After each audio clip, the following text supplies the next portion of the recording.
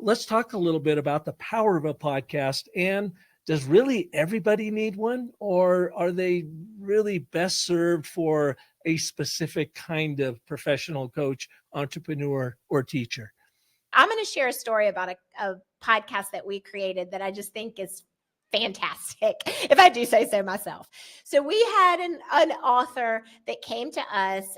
She's a journalist. She's written several books. She's had some books adapted to screenplays, and she really, really wanted a podcast. And she just wasn't sure exactly how a podcast would fit in for her to use it as a growth tool for her business. So I came up with a concept called True Fiction Project.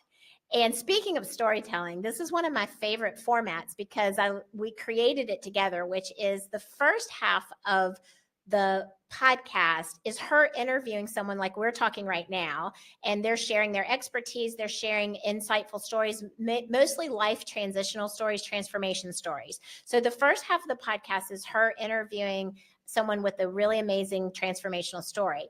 The second half of the podcast is a fiction narrative that's based on that interview. So she records the interview, and then she also employs other writers, which is so cool.